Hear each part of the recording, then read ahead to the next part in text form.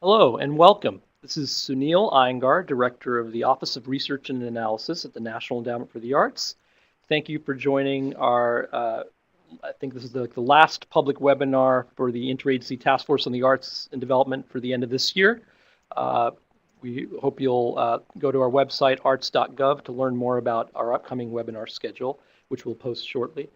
I want to just say a few words of housekeeping first. You're all muted and will be able only to hear us. You'll be watching a series of short PowerPoint presentations by each of the speakers in this webinar, in addition to 2 short video clips. For those of you who are accessing this webinar only by phone, please be mindful that you won't be able to hear the video clips on the phone exclusively, although you can hear it through the computer speakers, computer on. Following our presentations, there will be a Q&A session. You can submit questions or comments at any time using the Q&A box below the PowerPoint you see on your screen. We will do our best to address as many as possible during the time we have. And please do not use the raise hand button. Finally, please note that this webinar will be posted in the webinars section of our website in a few days, so you can refer to it in the future. So I encourage you to, again, stay tuned or keep posted. Go to our website for if you want to go to some of these older webinars, and when you want to look up our future webinar schedule, which again we hope to release fairly soon. Okay, so the agenda for today, I'm going to just give. I'm just going to fairly quickly go into our introduce our featured speakers. We'll have with us, very pleased to have with us, Elizabeth Albro, who's the Associate Commissioner of Teaching and Learning at the National Center for Education at the Institute of Education Sciences within the U.S. Department of Education. And then she'll be followed by Jerry Kyle, also from the Department of Education, who's a management program analyst in the Office of Innovation and Improvement. Jerry is a member of our Interagency Task Force, and really we owe it to him for bringing this webinar bringing these topics today for today's webinar. Carol Morgan, Deputy Director for Education at ArtsConnection, and Jennifer Stengel-Mohr, a lecturer of linguistics and communication disorders at Queens College in New York. And of course, we will have Q&A. So as you know from the webinar announcement, this is about an arts program as it relates to bilingual education. And we'll hear in a moment first from Elizabeth Albro talking about just giving us kind of a primer here about what she knows about cognition and language development. And I think that'll be a very useful orientation prior to seeing the educational research itself. Let me just go to make a shame-free plug for a report that the NEA has released on its website, The Art of Empathy, Celebrating Literature and Translation. While it's not strictly a research report, it's got generous selection of extracts and information about some of the great works that the NEA has helped to bring to the public through our translators that are funded by the NEA's literature program. So feel free to take a look at that. Without further ado, I'm going to turn it over to Jerry Kyle, Liz Albro, sorry, and then Jerry, and here's Elizabeth, and then we'll go to Jerry. Thanks, Liz. Hi, everyone. Thank you so much to Sunil and his team here at the National Endowments for the Arts for inviting me to give a brief overview of some new, and I hope, interesting findings related to language development. Oh, sorry, I was trying not to be too close to the microphone because I don't want to blast out your eardrums on the other end. Given that I only have 10 minutes to share out everything that I know about language development, well, I can't possibly do that. So I decided that I would pull my top 10 list of new and interesting findings, I hope, related to language development that you might not be aware of. I want to make sure that you know that most of the work that I'm going to talk about over the next 10 minutes or so does come out of IES-funded research.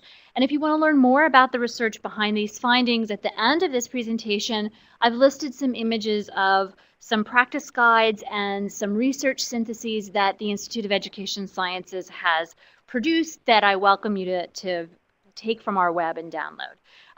In addition, you all might have noticed we do have a Twitter handle, and so if at the end of this presentation you still want to hear more about the work that we support, please do follow us on Twitter at IES Research. got to get my right. There we go. All right, so let's start with language. So what is language? I want to make sure that everyone has a shared understanding of what it is that I think I'm talking about today. One of the definitions that is often used when we talk about language is that language is a system that enables humans to encode an unbounded range of meanings and concepts using speech, writing, or signed expressions. So in schools, when you all are working in schools, you see that as students and the adults they interact with listen, speak, read, and write. We use language to communicate with others, but as we will note a bit later, and as those of you in the arts already know, language is not the only way that we communicate with each other. So let's get started with my top 10 list, with apologies to David Letterman, especially since I realize I'm doing it the wrong way. I'm supposed to start with 10 and count down. So, so here we go. All right, number 1. Many of you may have a belief that language is localized to the left hemisphere of the brain. This is a common understanding of where language sits, and it's really rooted in early brain research, which identified disruptions to language when individuals suffered brain injuries to particular locations in the brain. But as we have learned more and more through technology and research in neuroscience, it's evident that language processing occurs in both hemispheres, and it is a complex and integrated system. So as you read text, you depend upon your visual system. For those of you who are not familiar with the brain, it's located in the back of your brain, to analyze the features of the letters. And as you decode those letter strings and begin to understand the meaning of those words, both the hemispheres of the brain are activated. Then if you want to talk out loud, you're activating additional systems in the brain, including the motor system, which is allowing me to create these words that I hope you're hearing on the other end. What you'll notice here is that you're working on the auditory cortex, and meaning happens across both hemispheres of the brain. This is just one example that I've put out here of understanding a word. As we read, listen, and speak in sentences and paragraphs, and as we deliver monologues, the brain is working as a system to make sense of the input it's receiving and the output it's generating. Number 2. Remember the game from Sesame Street? This picture up here for you. One of these things is not like the other. I'd sing, but you guys really don't want to hear me sing. It turns out that providing pre-kindergarten and kindergarten children with practice at identifying these types of patterns is linked to improved literacy and numeracy outcomes. Supporting kids' acquisition of abstract reasoning has robust generative effects across multiple areas. As I know that many of you on the webinar are interested in arts education, I'm sure that you can think of many ways that this type of activity can be incorporated into your instruction with your youngest learners. And while you are supporting students as they're identifying features of what's the same and what's different, you're supporting visual discrimination skills, which is important for visual arts, but it's also important for language and literacy development. All right, number 3. Now, for those of you who are in the theater world, this is not going to come as a surprise, but physical movement has been shown to be linked to improvements in reading outcomes. So what we see is that there's this phenomenon called embodied cognition, which finds that if you ask kids to incorporate physical movement as they're learning how to read these short, simple sentences, this in fact improves kids' ability to understand what they're reading. So when kids are using these toys here, when a kid reads the sentence, Ben hooks the cart to the tractor and actually connects those toys together and moves them, that is linked to them being able to remember what they heard when they're asked to recall after the story. So it's another example from my perspective where arts instruction can play a central role in language. All right, number 4. I know that many of you have heard about the President's initiative to bridge the word gap. That we see across young children. There's lots of diversity in terms of how many words children know when they enter kindergarten, and it's important for us to increase the number of words that children know. But one of the things that we are learning is that it's not simply the number of words that kids have that they bring to the classroom, but rather the quality of the words that they bring. So one of the things that I want to encourage you as educators to do on the other end of the phone is to think about the complexity of the language that you're delivering to the students you're interacting with. One of my favorite books that sort of, I think, shares this message is Jamie Lee Curtis's book called Big Words for Little People, as well as poetry. So Jack Perletsky is one of my kids' favorites that we read all the time. I'm sure all of you know that little kids really love big words like stupendous and impossible, right? How can you not want to use those words? And poetry provides us with many unique opportunities to help kids understand how syntactic construction actually changes the way we think about a concept. Just two examples. So, going here. Sorry, I'm trying to make sure I don't talk too long because I could talk to you the entire time about this, but then we wouldn't get to hear from Carol and Jenna and Kyle. So the fifth comment that I wanted to make is that language is not only about words. And again, for those of you in the arts education community, I think this is probably not a new concept.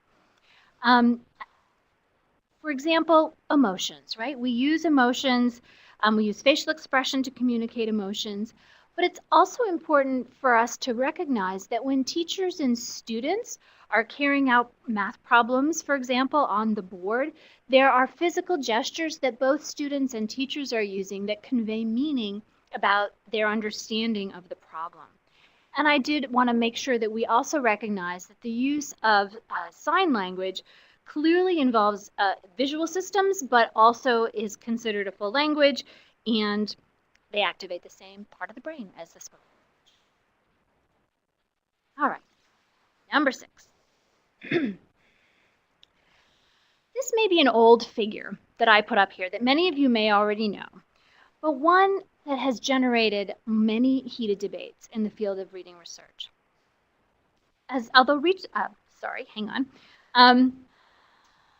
Researchers have spent many, many years thinking about these theoretical models that underlie the acquisition of skilled reading. But consensus across the field says that kids need to have both language comprehension and word recognition in order to be able to be skilled. And as we learned in the first tidbit, the first nugget of information I shared with you, brain research has emphasized the integrated nature of reading and language development. So one of the things that we are learning related to this understanding of language is that as we teach kids to read, even very young children, we need to make sure that we are providing support around both language comprehension and word recognition. So by using complex oral language when we talk with kids or when we encourage them to perform in theater, for example, we're supporting their developing language comprehension. And we should be doing that at the same time that we're providing young learners with explicit information and instruction about how those letters make sounds and those sounds come together to make the words that we then can pull off the page as we read. So number 7.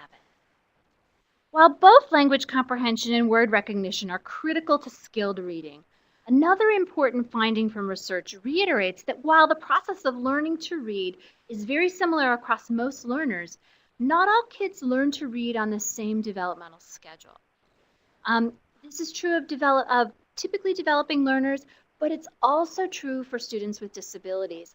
And what's really interesting is that the research suggests that it may take students with disabilities not 1 year to master the same types of skills as typically developing learners, but maybe 2 or even 3 years for them to do that. So it's important to remember that all learners learn to read in very similar, they have the same components, and we need to provide them with instruction. All right, and here, the next slide is particularly relevant as I'm getting toward the end here and starting to stumble over my own words, right? So one of the things that we know is that improving fluency, whether in reading, writing, or speaking, requires opportunities to practice.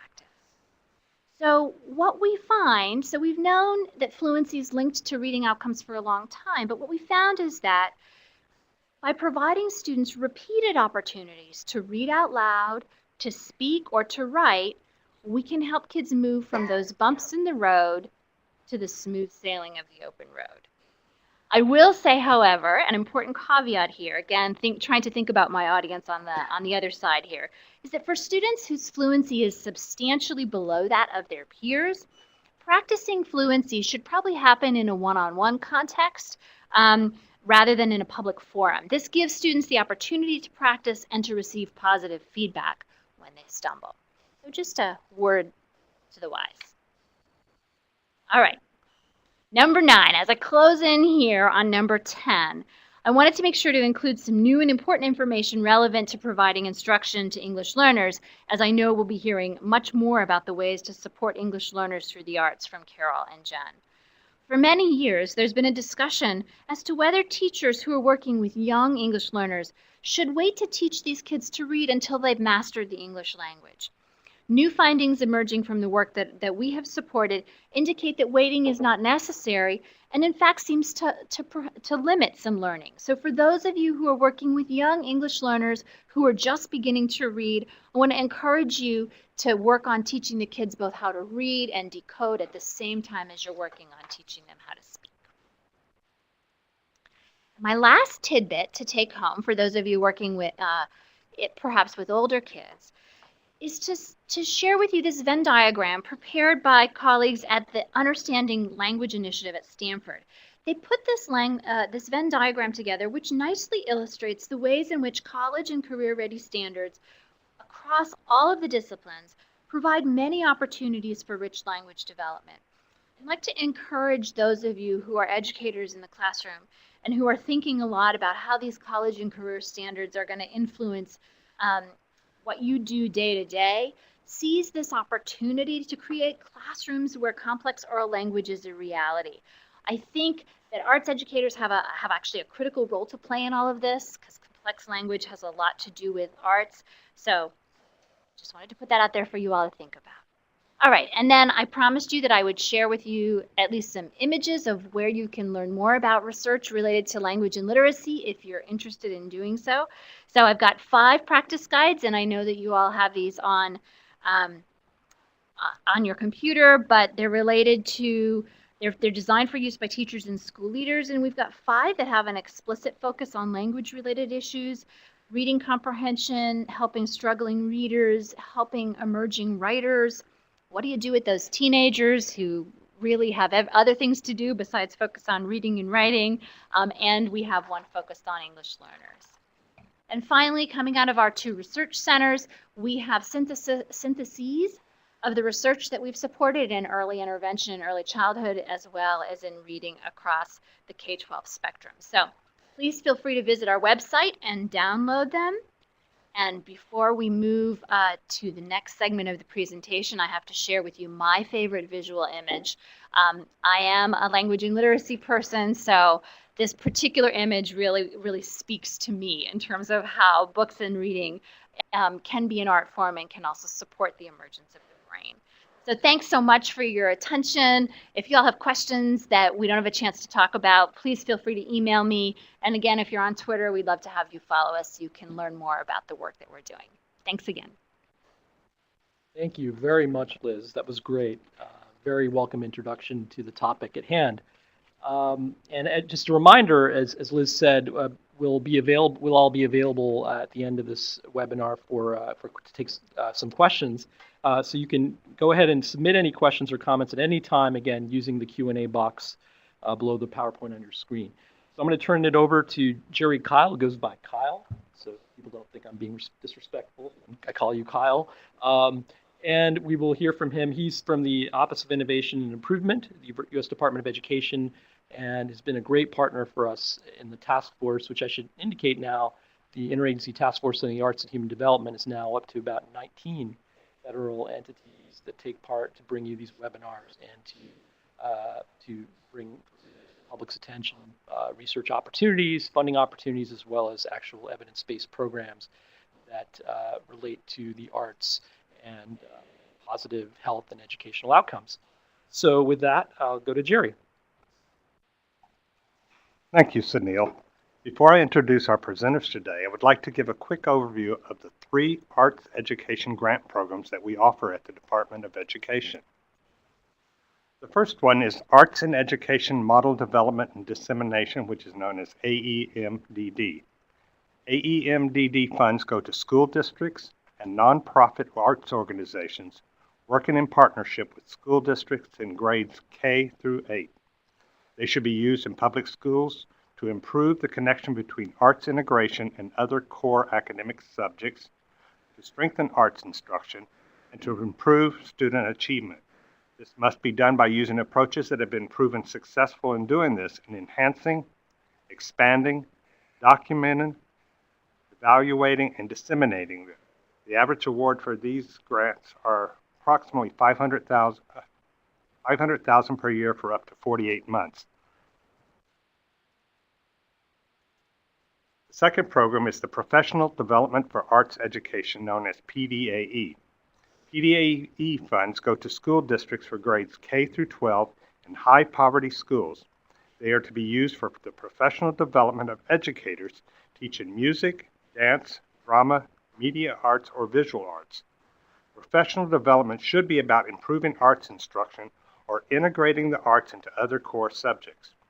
Professional development models used are expected to be of high quality and are required to be implemented in schools that have a poverty rate of at least 50%. The average award for this grant is $300,000 per year for up to 48 months also.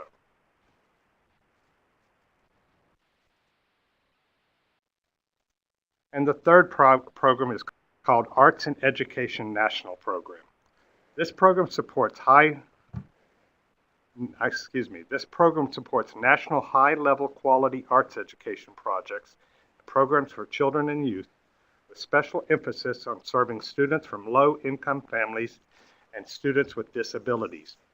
The average award for this grant is $3,350,000 to $6,700,000 per year for 3 years. I would like to thank the task force for once again giving us a chance to showcase one of our outstanding grantees. Though most of our grant programs involve English learners, Carol Morgan at ArtsConnection is responsible for designing projects that target the large population of English learners in New York City schools. Her passion and hard work, coupled with a stringent evaluation instrument, has produced some amazing results. So it is my pleasure to welcome Carol to today's webinar. Thanks, Kyle. And hi, everybody. I also want to thank Sunil and the NEA Interagency Task Force for this opportunity to share our work and also to hear Liz's presentation, which was really very interesting to us because so many of the ideas that she shared around the development of oral language and literacy, the importance for students to engage in complex tasks that require abstract reasoning, the whole idea of embodied cognition.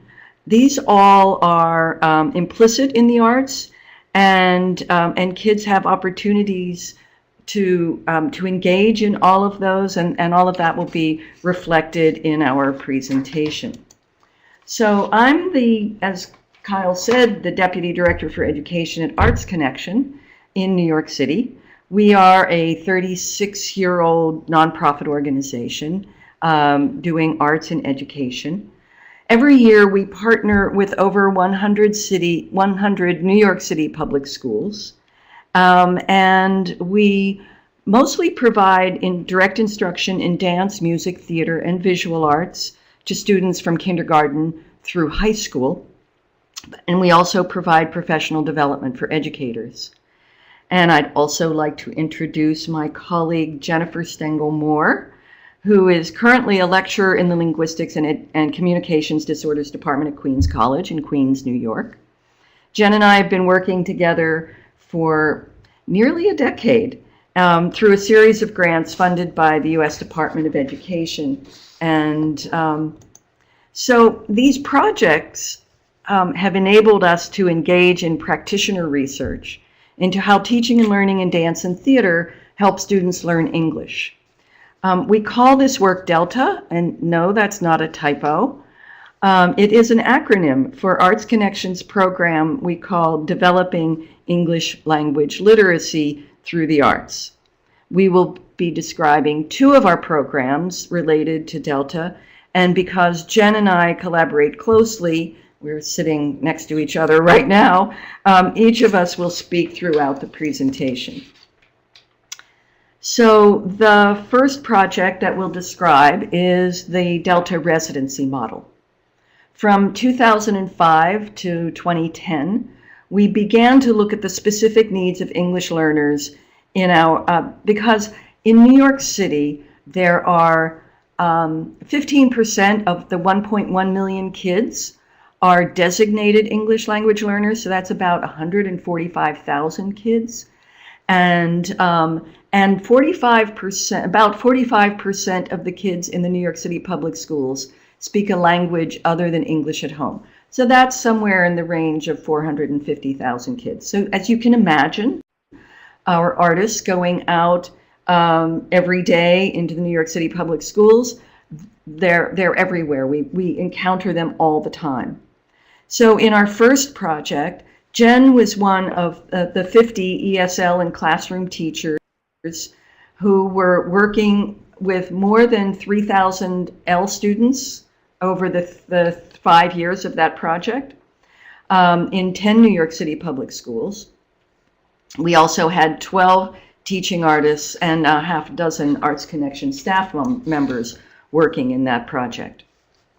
So ArtsConnection's goal for all of the students, and we work with about 30,000 kids a year in over 100 New York City public schools. Last year it was 110 schools. So our goal is to help all of our students learn to work and think like artists as they engage in the process of making artistic choices in order to create their own work of art. So what does this mean, working and thinking like artists? Well, two of our colleagues, Jessica Nickel and Barry Orrick, they're dancers and researchers and educators, and they're just the best and have informed the work of this organization for such a very long time. They recently described working and thinking like artists as learning to pose meaningful questions, discover interests and pursue provocative problems, and to work collaboratively in the unknown territory of artistic creation. And this definition so resonates with the values that all of our artists and really our staff as well bring to their work with students, including English language learners.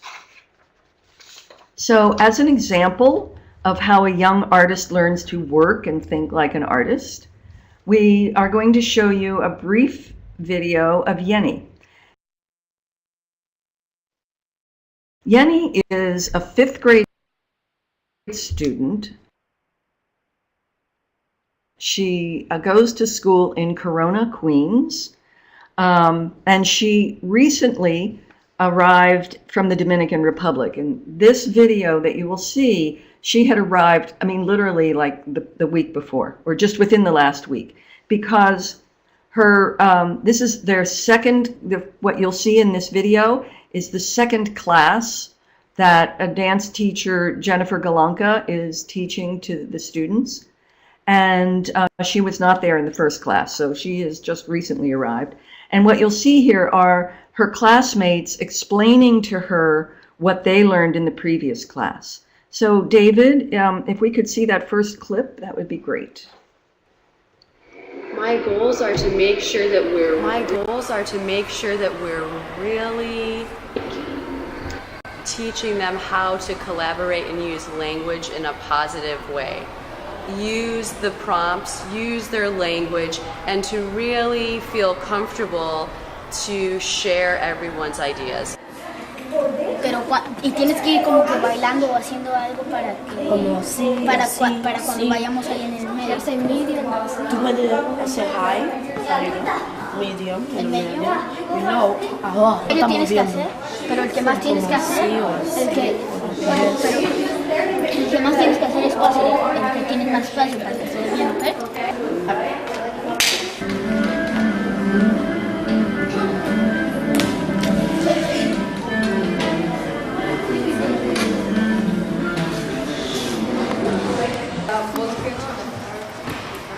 Volcano, okay? I like their exit. They're all low, but not all doing the same thing. Okay, good. In your small group, create a phrase that includes 3 tools from our toolbox. So right away, they all go through what they've learned, and with their group choose 3 items that they can do. So I feel like it's been a very effective tool to helping them remember what we're learning, what that looks like, what the word is, and that helps them refresh what to do in their body.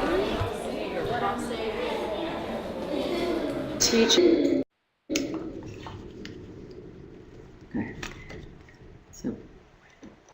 As you saw in the clip, students are learning to use both verbal and physical language to make individual and group choices while they construct their dance phrase.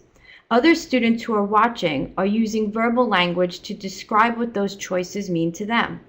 One student sees Yenny's entrance and it reminds him of a volcano, and that the isolation of the head movements are the fire coming out of that volcano. Language is making meaning. Language is embedded in the art-making process.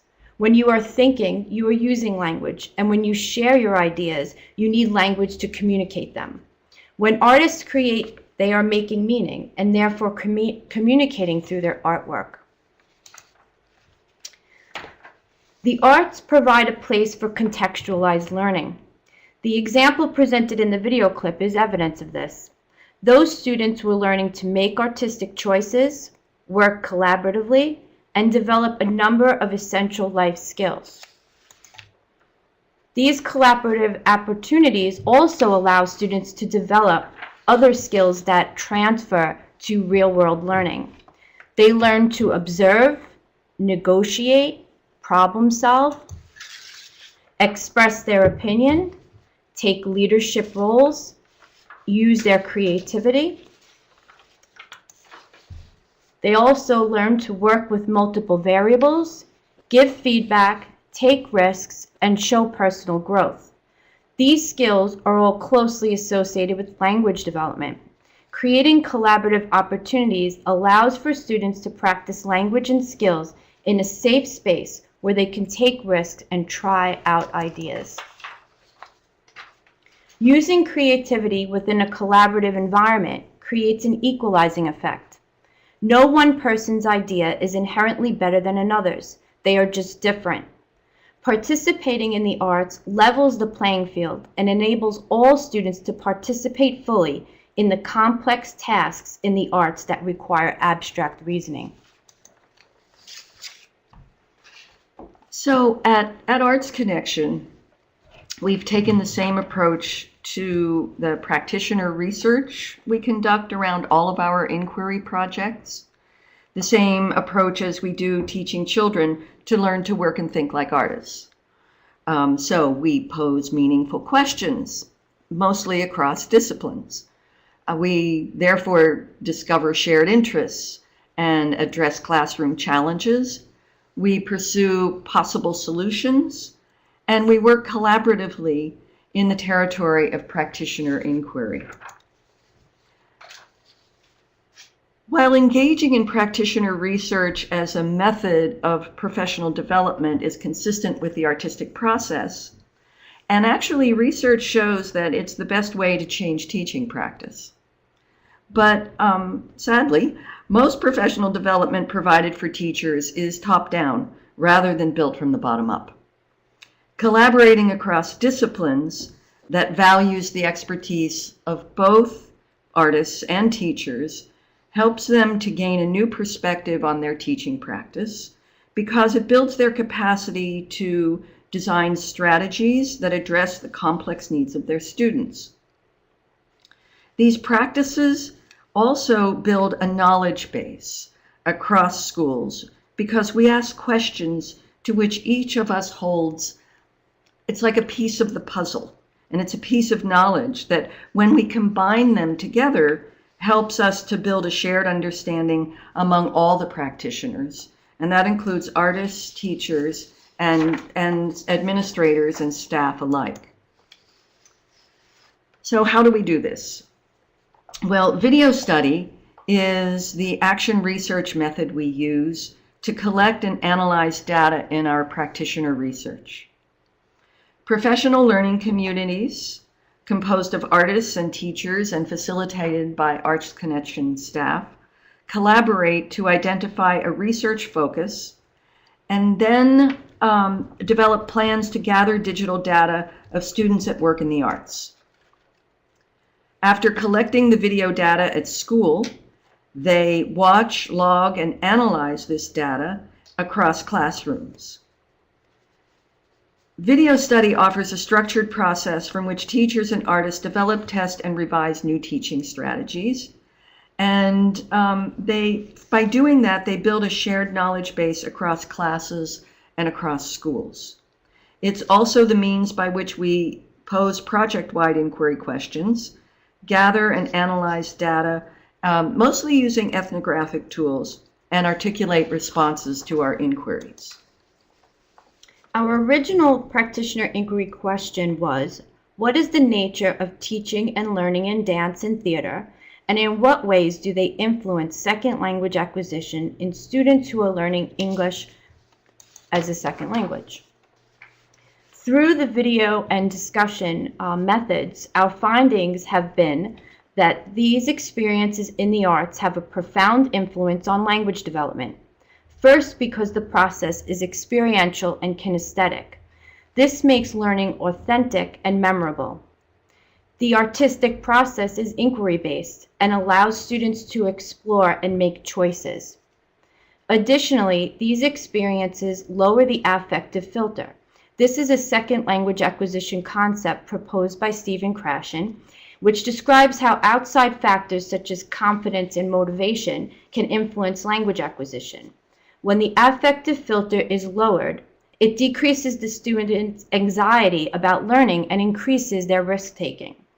The above are results of the students using language in authentic ways. So why does this strong connection between the arts and language exist? First, both language learning and art making are procedural. They require the learner to be an active participant in the experience in order to make meaning. It is this contextualization of learning that brings together these two areas. While both require certain factual and linguistic competencies, the true learning only happens when the learner is engaged and using the skills in authentic practice. So, in our second project funded by the U.S. Department of Education, we turned our attention to the partnership among classroom and ESL teachers and the teaching artists who come into their classrooms to work with their students. By this point, Jen was working full-time at Queens College, helping to prepare new ESL teachers for the classroom, and she became a partner with ArtsConnection staff in developing the DELTA professional development model. This time, we worked with over 100 arts and non-arts teachers to facilitate collaboration across disciplines in 11 public schools in Queens, using the video study process. You can find more information about video study and everything that we're talking about on ArtsConnection's website, which is listed here and on the last slide of our presentation as well. So in the second project, we dug a little deeper into the original practitioner inquiry question and asked, what kinds of language do students need to learn to work and think like artists? The responses of the artists and educators brought us to 4 essential understandings. We found that students need to use language in the arts to understand the structures, principles, and vocabulary of the art form. They also need to understand criteria used to assess work within the art form in order to improve their work. This is the language that helps them work like artists. Much of this language crosses disciplines and is what educators call academic language. This can be seen in the example of a toolbox that was used during the dance residency. You saw dance artist Jen Galanka pointing to that and the students using it throughout the video. The students used the language in the toolbox to communicate their ideas about dance. The teachers also reported that students transferred this language to classroom use. Students also need language to brainstorm ideas and make artistic choices. incorporating both personal invention and intrinsic motivation, along with their understanding of the structures and criteria demanded by the particular art form. They use language to explain their choices to others. They discuss ideas, negotiate, and compromise in collaboration with one another. They work with others to experiment, adapt, and refine their original choices, giving feedback to their peers for their artistic choices. They also describe what a work of art communicates to them. We saw this in the video clip as well when the children were watching one another's movement phrases. One student says the movement was like a volcano. Here the student is using his prior knowledge to connect to the artwork to make meaning. He expresses it through metaphorical language and the use of simile, which shows a deeper level of language and thinking. So at the same time as we've been conducting practitioner research, we have worked with an independent research team led by Dr. Rob Horowitz. We met Dr. Horowitz when both he and ArtsConnection staff were working on articles for the seminal publication Champions of Change. That was published in 2000 by the Arts Education Partnership and was one of the early compendiums of research on the impact of arts on learning in various aspects of learning. Dr. Horowitz also served as the independent evaluator on all of our funded projects since then. Exploring the Arts and Literacy Connection was our very first U.S. Department of Education grant in 2001, and that culminated in a publication by the Dana Foundation that you can find on the Dana Foundation website or also on the ArtsConnection website. And then after that, as part of the development of the Delta residency model, Dr. Horowitz developed an observational strategy that he calls the classroom assessment of learning and teaching. During structured observations by his team of researchers, they rated students on 20 dimensions of student learning, and they also rated teachers and artists on 11 characteristics of effective teaching and partnership. So this tool is described in an article published by VSA Arts, which you can access through the Kennedy Center website or on the ArtsConnection website as well. So through an analysis of systematic quantitative data from these observational assessments, Dr. Horowitz and his team identified 7 areas of the highest student achievement developed through the Delta residency model. And those include motivation, perseverance or task persistence, ability to focus, ownership of learning, spatial awareness, self-confidence, and cooperative learning skills or collaboration. So these 7 areas of learning represent cognitive and social capacities inherent to learning in dance and theater. But they're also applicable in other learning situations and settings.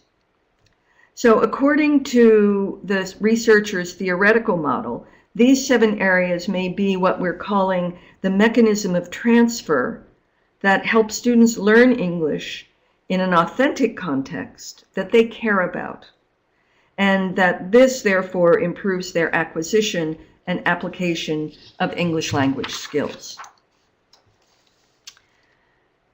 And then what everybody waits for is the test score data.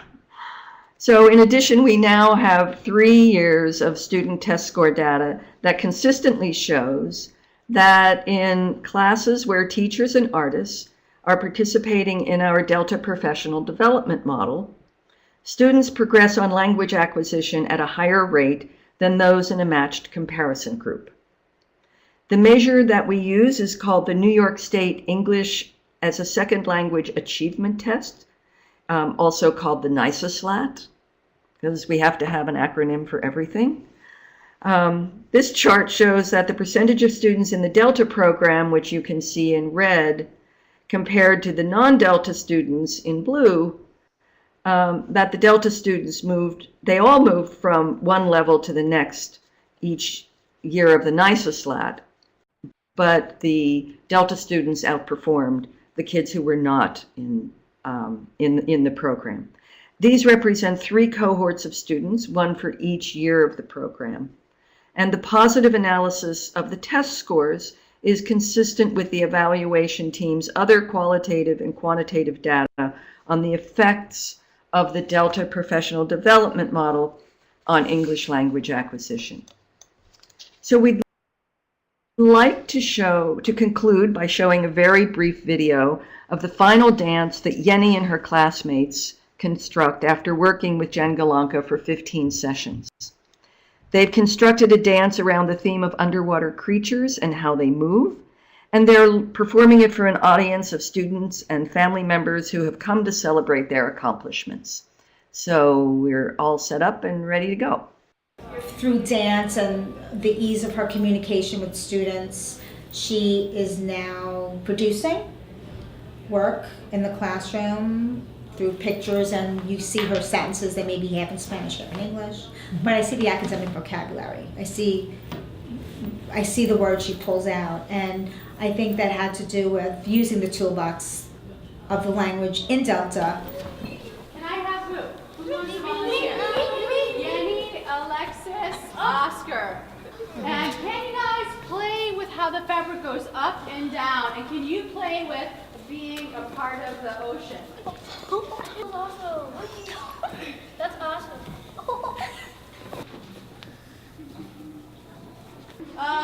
Yenny, are you ready?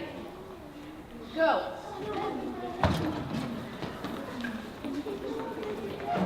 Play with it like it was a jellyfish, right?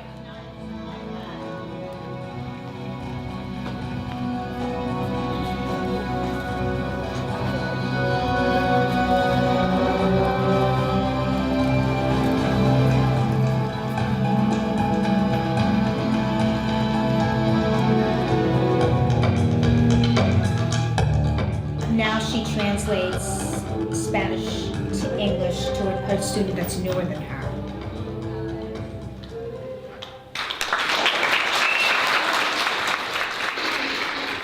Thanks, David. We could go back to that final slide now on the PowerPoint. We'll get there. There we go. Thanks. So Yenny is just one of many, many examples of how good instruction in the performing arts enables students to use language in an authentic context that they value, in an environment that rewards self-expression, and within a program that includes comprehensive professional development, partnership, and organizational support. Again, I invite you to go to the ArtsConnection website. We've got on our resources page, there are lots of videos. You can see lots more kids in many classes. And on the professional development page, you can find more information about video study. Here's our contact information, and Rob Horowitz also is happy to describe his research methods more fully if you want to contact him directly. So we thank you all for listening to us and for this opportunity to share our work, and we turn it back to Sunil. Wow, thank you very much. That was great, Carol and Jen. We've only got about 10 minutes left for questions, and I'm so grateful that Carol showed some of the contact information if you want to contact them directly afterward, ask any questions, or you could obviously email us here. I did want to start off with one question from somebody. Somebody's asking, I'm working on integrating arts across science, math, engineering, and tech in San Francisco Unified School District. We collaborate across departments. Any advice for newcomer EL strategies? Pretty big one. Carol, do you have any thoughts on that? I'm going to turn that to Jen. Any opportunities where you can contextualize the learning. I know one of the focuses in the academic areas is on complex texts. So before we present a complex text to the students, we would want to make sure we have taught pre-taught the vocabulary and provided the students with multiple opportunities to work with the concepts that will be presented in the text in a contextualized way. So if it's in a kinesthetic way, in a visual way, that will provide a hook for the students to be able to tackle the more complex reading and task when they are faced with it, if they've had these contextualized experiences with the information prior to that. Thank you. And there's a question, I think it's for Jerry, and he just told me the answer, so I'll answer it. Is there a matching requirement for the grants programs that, for the funding programs that Jerry spoke about at the Department of Education? And he says no. There's a question here, a comment and a question. I've seen how full body enactment of words and stories increases comprehension. How can we get teachers to include full body kinesthetic teaching in their classrooms beyond manipulating objects with hands? Fairly pragmatic question. Any thoughts about that, Jennifer or Carol? I think by providing models of success like we're sharing here, when teachers see that there are benefits to this type of interaction among the students, they're more likely to try implementing some of this in their classroom. And I think teachers needed to be supported in that endeavor as well, receiving professional development from their schools and really giving them the resources they need to address the needs of the language learners in their classroom. I also want to add that when we do professional development, we always have our teachers participating in the arts. So they're not just learning about the arts, they're participating. And this is really hard for adults, especially for adults who have never danced before, who have never acted before. And so they get to experience how their kids feel, the kind of risks that it takes.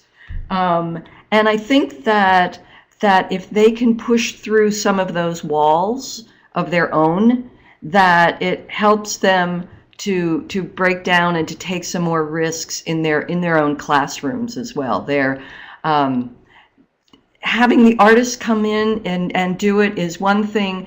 Doing it yourself when the artist isn't there is another thing. It's a change in philosophy as well from the mindset of being a viewer to a doer. You know, we want the teacher to be actively involved and the students as well. Great. And again, we have just a little time, so I'm going to try to go through some of these questions fairly speedily. One of the questions is, actually two of them I'll club together. What has been the parental response to this effort? And secondly, was the ArtsConnection dance program implemented during in-school time? Yes, because we work, yes, in-school time, because we work in close collaboration between the artist and the teachers, and they're really engaged together in the practitioner research and the video study. And so it's usually one 45-minute period a week over 15 weeks that this happens. And because the teachers see how much the kids are learning and how engaged they are, and because often the content areas, there are lots of cross-curricular connections, the teachers don't feel like they're giving anything up. They really feel like they're getting something. And then in reference to parents, you know, we're dealing with parents, many of whom don't speak very little English. Their kids are often the translators for them, and they come to the school to see their kids perform, or to take a workshop with their kids. It's because we often do family programs after school evenings or on weekends, and so the parents get to participate. They get to see their kids and their learning in a different way. And sometimes that is within the same culture. Like in one of our schools in Queens that has a very high Asian and particularly Chinese population where Jen used to teach. We work with a dance artist who's Chinese American, who grew up in Malaysia and is an English language learner herself. And she teaches both traditional Chinese dance and modern creative movement dance. And so there's this reaching out across cultures, and the parents are generally pretty ecstatic about what they see. Okay, great. I'm going to have to ask you both to be fairly brief with this one because I'm again kind of uniting two questions here. I think one has to do with the research design. How were the comparison children or schools selected? And on what and how were they matched exactly? Okay, on the test scores, the kids were matched with SES, socioeconomic status, and most of this test score data is fairly new. We have looked at specific ethnicities and tried to match the kids. And so the test score data was taken from kids within the network, which is the organizing principle that we've been working with a specific network of 11 schools in Queens. And their administrator provides us with the test score information and also with the comparison kids. So they all start off at the same place, but then by the end of the year, then in other words, from their test score data the previous year to the next year, we're looking at 2 years in a row. I would suggest that you contact Rob Horowitz to get more information about that. Yeah, and once more, let me just show this slide, which has contact information for Carol, Jennifer, as well as Dr. Horowitz. And of course, all this material, including the videos, will be archived on our website. Just one more question. Somebody's asking, do any of the practitioners here ask the students to reflect on their own language learning? If so, what are successful ways to get students to be able to elaborate, especially when language is a challenge? I think that's very good. We don't necessarily ask them to reflect directly on their language learning. We ask them to reflect on their artistic process. And through that, inevitably, they do learn something about their own language development. And they will self-correct, they will expand their vocabulary. So we are not really asking them to reflect on the language piece of their learning. We're doing that from the outside looking in there, but they definitely are using a reflective process in the artistic inquiry that they're doing. Excellent. All right. I think that's about it for now. I just wanted to tell everyone again, thanks for tuning in. And I want to give a special, of course, thanks to our speakers. Let's start with our Department of Education's representatives here. Elizabeth Albro, from the Institute of Education Sciences, and Jerry Kyle from the Office of Innovation and Improvement. I want to thank, of course, Carol and Jennifer for a fabulous presentation and for their insightful ideas. I also want to thank our webinar team here at the NEA.